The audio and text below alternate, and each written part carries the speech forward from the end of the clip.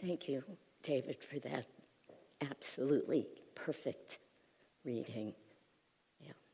Of course, Master Yogananda would say it just perfectly in a few paragraphs like that, but really spoke to the very essence of this reading.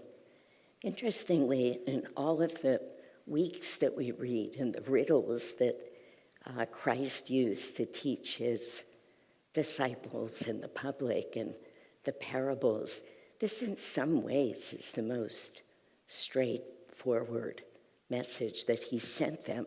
And he's really saying to them, you need to deepen and expand your awareness of my consciousness. You can't just look at this man right here, this man, and see loving eyes and a caring face, all of which I'm sure he hadn't showed to them. He's saying, I need you to go deeper and realize the truth that this consciousness is in every atom of creation.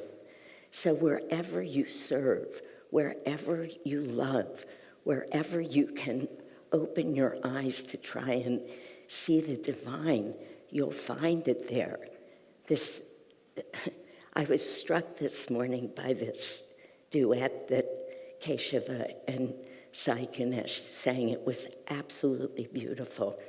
I don't understand one word. I have no idea what was being said, but I was sitting there feeling so moved and so close to God as they were singing. I imagine the words say some of that, but it doesn't matter. The point is that when we can tap into the consciousness behind the body, the man, the words, when we can just have an experience of that energy, of that joy, of that devotion, we can practice the presence of God. We can live in the presence of God without needing to engage our minds at all. And this is really what Jesus was saying to them. Now, of course, it was hard when I first read this reading, even a few days ago, the first line of Master's poem, which he called God, Christ, Guru. But the first line, he says, from the depths of slumber, as I ascend the spiral stairway of wakefulness, he's really speaking about what it means to wake up spiritually. Of course, he's describing the astral spine, but just at the level of consciousness, he's talking about awakening, and you get that feeling that it's hard to wake up. And Swamiji wrote, that was days ago, but yesterday I found where Swami Kriyananda was commenting on this reading, and he said, to paraphrase the Bhagavad Gita, he said, God sleeps in the minerals, dreams in the plants, begins to stir in the animals, and in man is engaged in trying to shake off slumber. And it was just so beautiful the way he said it. He paraphrased not just the Gita, but in a way what Yogananda was saying in his poem. But you just get that feeling of how hard it is to awaken to truth. And here we are 2,300 years later. So that experience of the concrete, the firm, the solid, the darkness, excuse me, was even, it was more difficult for the disciples of Jesus. In 1999, at a talk that he gave at what was then called Winter Renewal Week, up at Ananda Village, Jyotish spoke about a challenge that Swami Kriyananda had put before all of the people at Ananda Village, not long before that meeting, when he said, as both Jyotish and Anandi, I heard her say later, Swamiji would do every year at New Year's. He would give them, here's a goal to set for the next year. And that year, it was try and spend 5 minutes every day practicing the presence of God. And Anandi said later in a talk she gave, she said, and I'm sure many people there, just said to myself, oh, that's easy. I mean, I meditate, and that's what we're doing here at Ananda. We're practicing the presence of God. Very easy to understand and think of it that way. But then Anandi went on to talk about how incredibly challenging it was for her. Not even just, practicing the presence of God, which is what we do with our practice of meditation and of Kriya Yoga. We're really trying to experience God as love, as joy, as wisdom, practicing his presence, not just thinking about him, not just, oh, I see that tree, it's beautiful, I'll think about God, or look at that wonderful face looking at me, I'll think about God. Not just that, but living within his presence. It's extremely difficult. And the analogy that Jyotish used, which I just loved, he said it's like asking somebody to just, who plays basketball, to just dunk the ball, right? Which means you jump up and you, from usually above the net, because they get that high. Forgive me. I see a group of men over here laughing at me. I'm sure I'm saying this in an utterly ridiculous way. But they jump up and they dunk the ball. They put it in from the top of the hoop. And Jyotish said, that sounds like it could be easy. Once again, just dunk the ball. He said, but you have to be able to reach a certain height to do that. And of course, that's true. And I don't know about all of you here, but when I look at a basketball net, it looks increasingly more and more like it's way up there. But the point that Jyotish was making is that it's equally as difficult to raise our consciousness, the way that we would need to raise our consciousness to be able to be practicing that presence. It sounds easy. That's what Anandi was saying. That's what I heard when, even at the beginning of her story, I thought 5 minutes. After all, we meditate, many of us, certainly more than 5 minutes. Then I asked myself, how much of your meditation are you actually practicing the presence? And I won't tell you what my answer was. But this is challenging. This is a challenging spiritual practice. Jesus was saying it clearly to his disciples, but nowhere did he say it's easy. Just like this analogy that Jyotish gave. I wanted to share with you an episode. I've spoken about this once before here, this series called The Chosen, which is a series. He's up to the end of season 4. I'm not there yet, and I don't even know the writer's name, but it's the story of the life of Jesus, of course, from his perception. But I said it when I mentioned it before, that it feels to me that as he wrote, he was tuned into truth. That's my experience. As I said before, I know it's not everybody's, but there's nothing in there that feels other than how we practice these teachings, to me. But recently I saw an episode, and it came to mind with this reading, so I want to share it with you. Jesus has been out traveling, and he's been out performing miracles. And many people have seen him perform miracles. They have no idea who he is.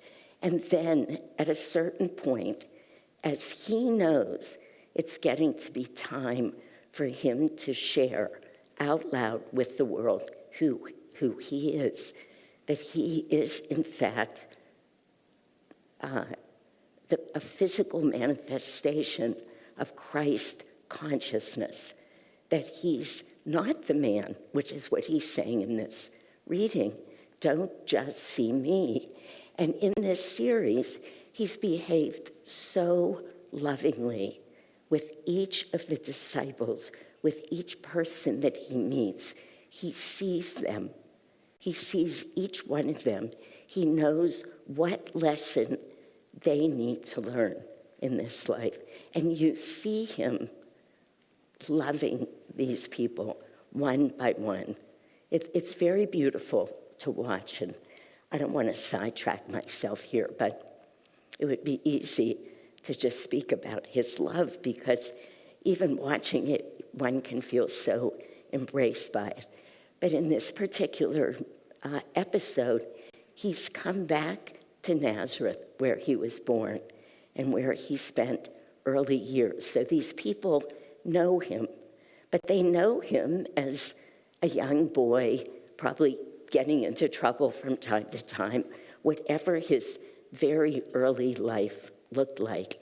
And as was true for the Jewish people in those days, there was a main rabbi in each area. Now, I think it's better if we don't think of this in terms of religion, because this isn't a story about the Jews. It's a story about Jesus the Christ. So we could think of it, I have to tell this story about the rabbi, but we could think of it as a story of dark and light, of infinite consciousness, and what it means to be able to be willing to have a deep, deep desire to realize that truth and that consciousness, because that's step number one. We have to want to know God. It's hard enough when we want it. That's what I was just talking about. But if we don't want it, why would we ever embark on this long, hard journey? Of course, many people don't. So Jesus comes back to Nazareth, and he's welcomed, and people are saying, wow, we really hear that you've been performing all these miracles. Is this true? And he's walking around, not just with great humility, but with all of the knowledge in the world. He's not there to talk about miracles now. He's not even there to show them any miracles. But it happens to be the high holidays, the holiest time of the year for the Jewish people. So all of the people in the town say to the rabbi, why don't you let Jesus do the Torah reading and talk about it? That's what a rabbi does in a synagogue, just like what we do. Takes a little bit of a reading and then gives a talk about it. The rabbi kind of reluctantly consents, because Jesus is now coming in and stealing his show, and you could see that reflected. But Jesus starts to read the Torah reading. There's a Torah reading for every Friday night, every Saturday, every holiday. Again, it's like going through a year of our readings. He reads it, and the reading is, the Spirit of the Lord is upon me, because the Lord, this is not Jesus, this is a reading. He's reading from the book of Isaiah. The Spirit of the Lord God is upon me, because the Lord has appointed me to bring good news to the poor. He has sent me to heal the brokenhearted, proclaim liberty to the captives, and recovery of sight for the blind, and the opening of the prison for those who are bound, and to proclaim the year of the Lord's favor. Now remember, he's been around, and he's given sight to the blind, and he's done exactly a lot of this, but this is now written long before Jesus' time. And then he says, he stops, and on his own, he says in this dramatization, the fulfillment of this scripture, as you have heard it, is today. This is the year of the Lord's favor. This is a year of jubilee, a year of the poor, the brokenhearted, the captive, and the blind are offered redemption here, now. And everybody's just staring at him. And finally, the rabbi said, Jesus, why did you stop the reading before you get to the line that says, this is a year of vengeance? And Jesus stops. Now, he knows what's going on. He's beginning to let them know who he is, which they're waiting to call him blasphemous. That's what's happening around the country. Who is this man who says he's God? Who is this man who says he's a real prophet? And the Jewish people are really on him for this. Never mind the Romans and, everybody else who's after him. The Jewish people were too. So the rabbi says, why did you stop before that line? And Jesus says, because the day of vengeance is in the future. He says this to everybody who's congregated for the high holidays. He says, I'm not here for vengeance. I'm here for salvation. And the rabbi says to him, is he supposed to be reading the book of Isaiah? What are you saying? In other words, what do you mean you're here? So Jesus is beginning, slowly but surely, let it out. Rabbi says, what are you saying?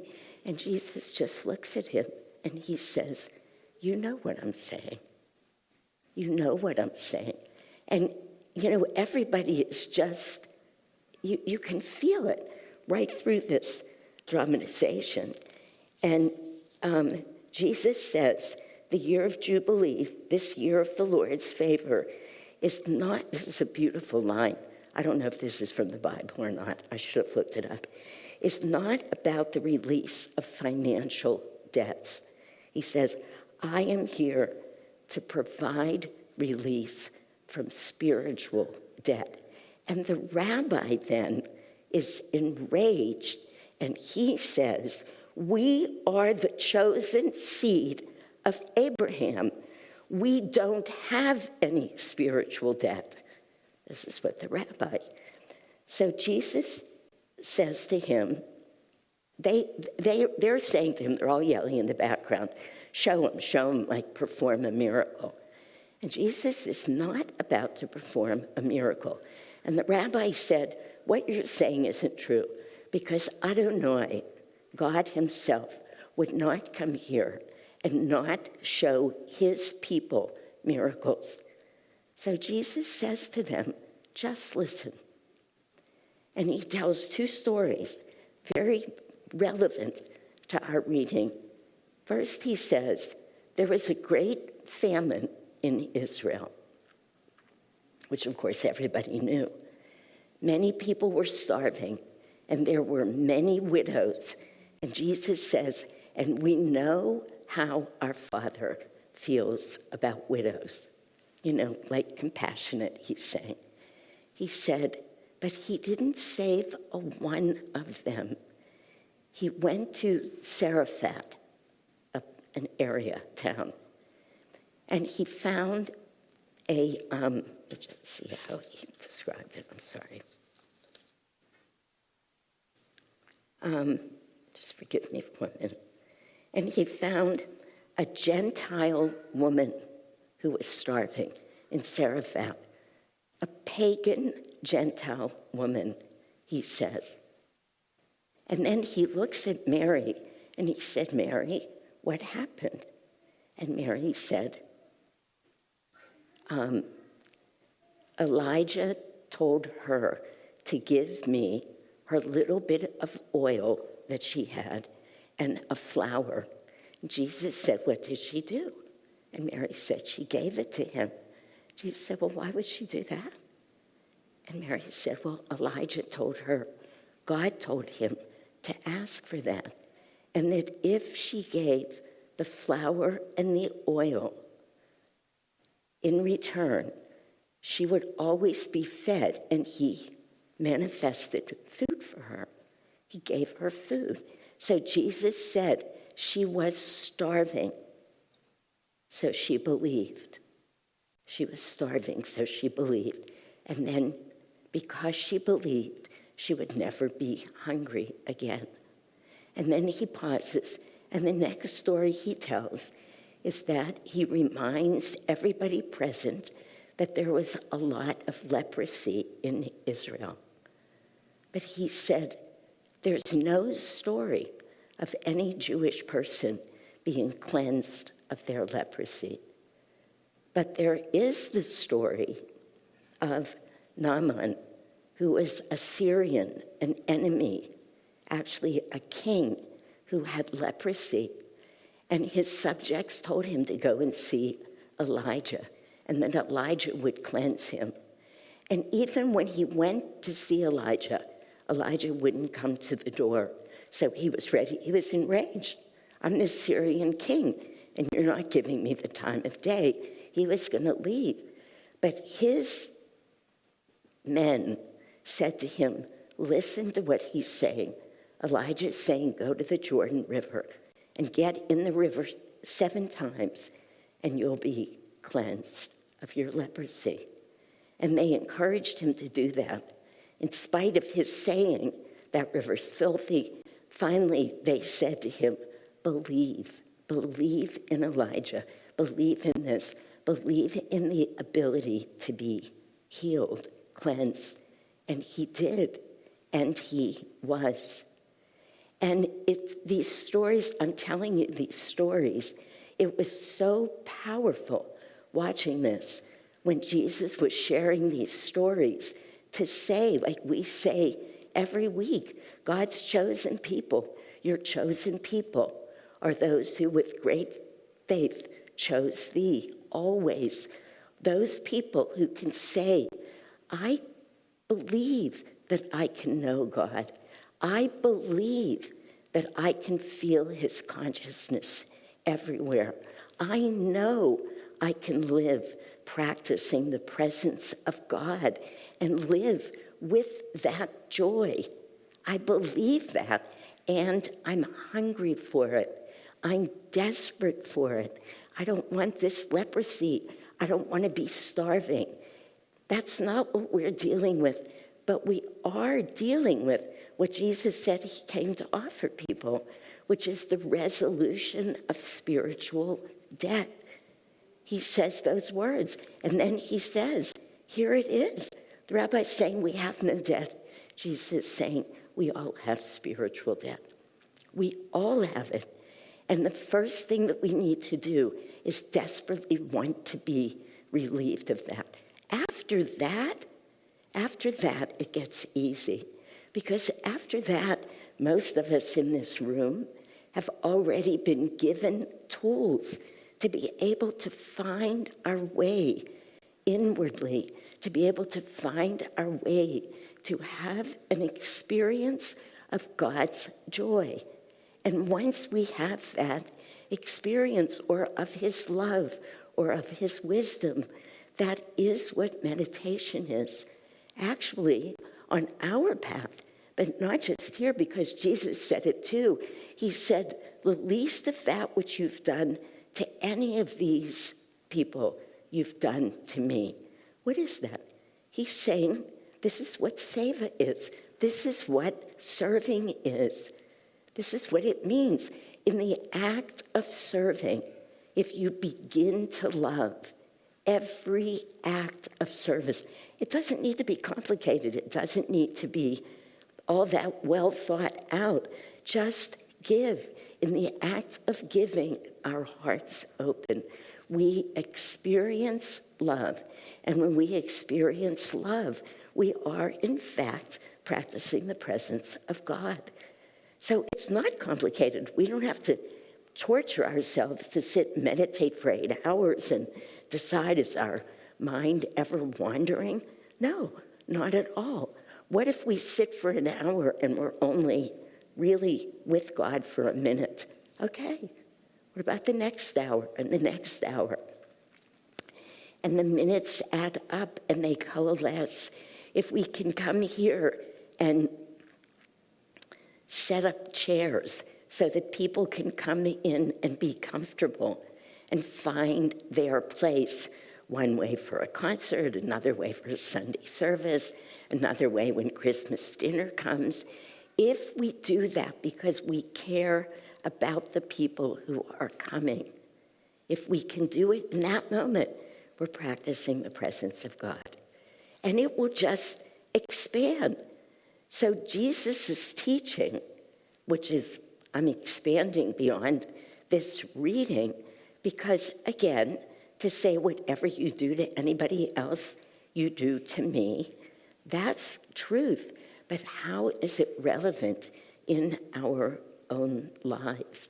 So we start with that deep desire to raise our consciousness, to expand our consciousness, to love more, to serve more, to maybe lengthen our meditation. Simple, simple. Set yourself up so that you can succeed, because the success grows. The success is what will take us there. The belief, the desire, the success, and then we find our way to that practice.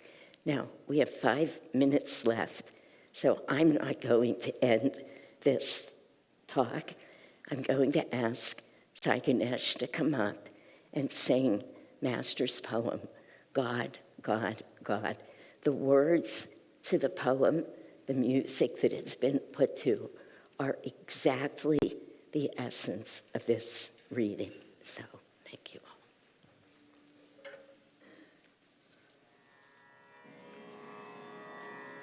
From the depths of slumber as I ascend the spiral stairway of wakefulness, I will whisper, whisper,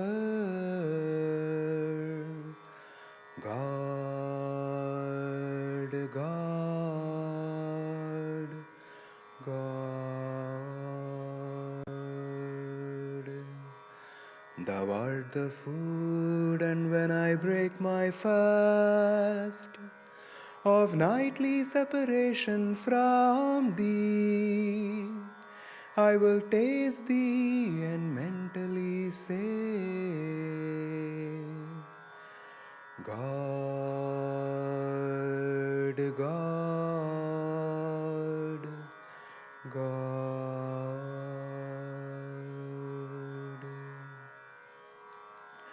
No matter where I go, the spotlight of my mind will ever keep turning on thee. And in the battle din of activity, my silent war cry will be, God, God, God. When boisterous storms of trials shriek, and when worries howl at me, I will drown their noises loudly chanting, God, God, God.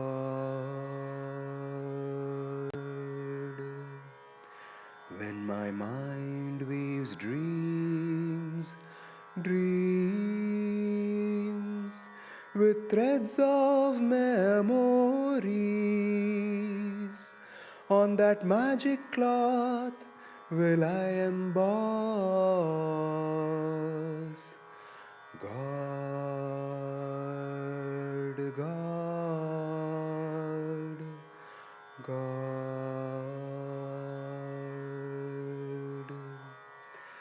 Every night in time of deepest sleep, when peace dreams and calls joy, joy, my joy comes singing evermore. God,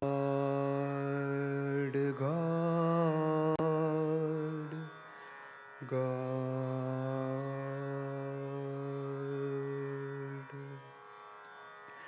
In waking, eating, working, dreaming, sleeping, serving, meditating, chanting, divinely loving, my soul will constantly hum, unheard by any.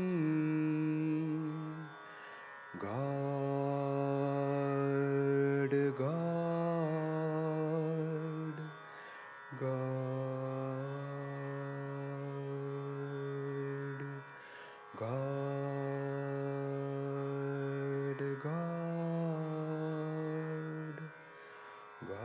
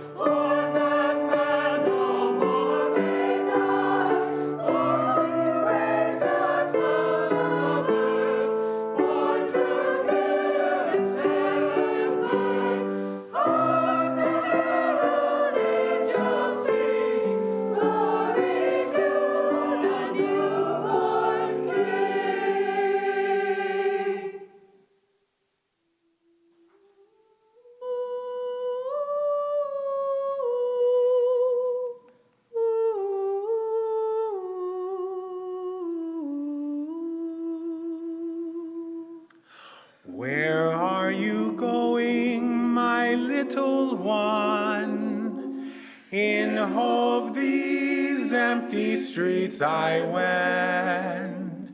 I've seen a star rise in the east, and I'm looking for a friend to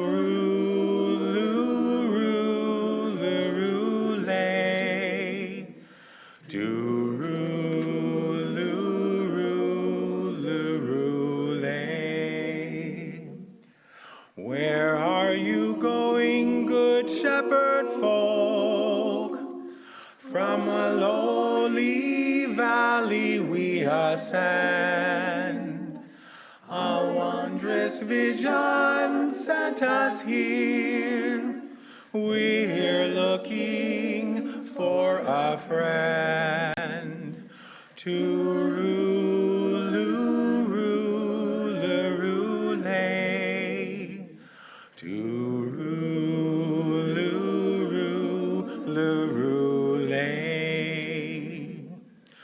You learned men, where are you going?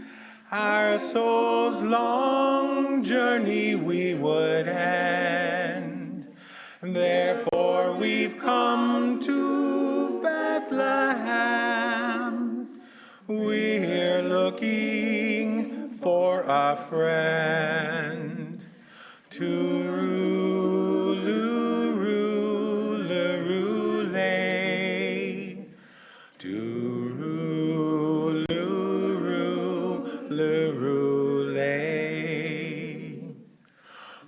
Good people, let me come with you. Perhaps he's just around this bend. But whether near or far, I too have been looking for a friend to